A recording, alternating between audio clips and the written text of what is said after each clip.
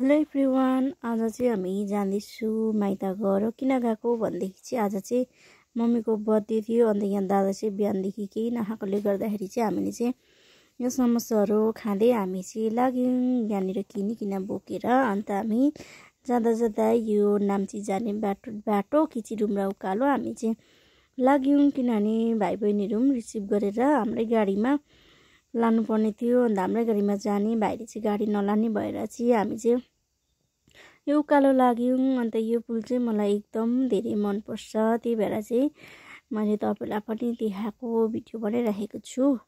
त्यहाँदेखि हामी चाहिँ नाम्ची आइपुगेर यहाँ दादाले केस काट्ने भनेर चाहिँ हामी चाहिँ सेलुनमा पस्यौँ। यहाँ नानी, त्यहाँदेखि यहाँ भाइहरू पनि भेट्यौँ हो, भाइलाई पनि भेटेर हामी चाहिँ यहाँनिर दादाले केस काट्दैछ, म चाहिँ यहाँनिर भिडियो गर्दैछु। त्यसपछि हामी चाहिँ आइपुग्यौँ तिमीतारको।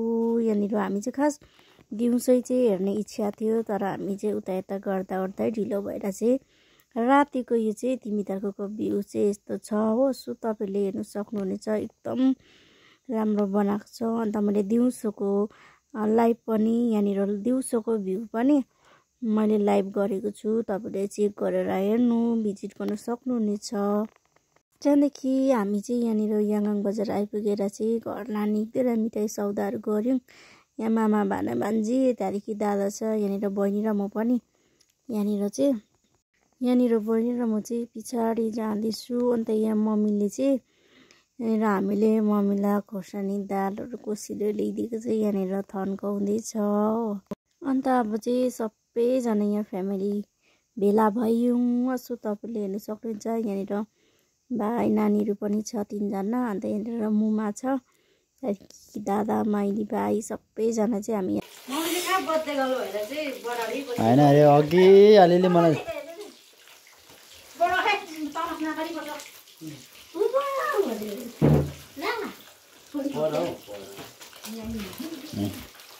everyone is here, so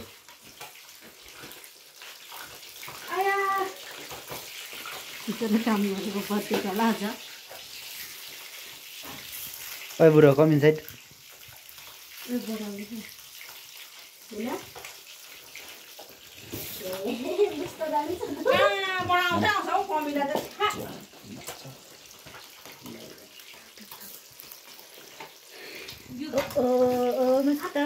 बहिनी त के साह्रो काम गर्यो आज।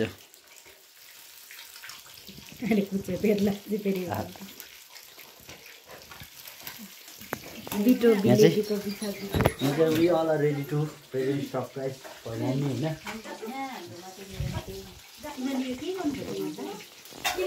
म चाहिँ मम्मीलाई गिफ्ट चाहिँ मै हो।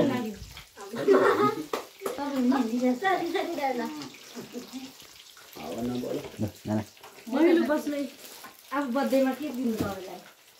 Happy birthday.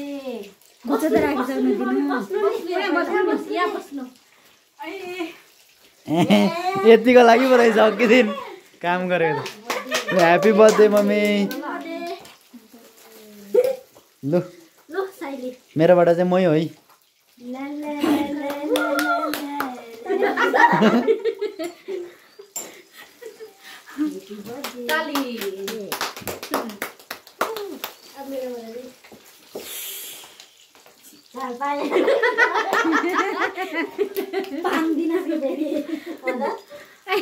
मेरोबाट चाहिँ थिएन रिनी, म मात्रै थिएँ नि। म चाहिँ को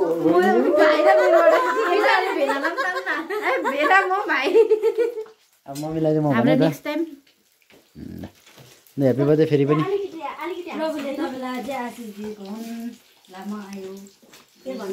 आज छिप्पिँदै जानुहोस् ल।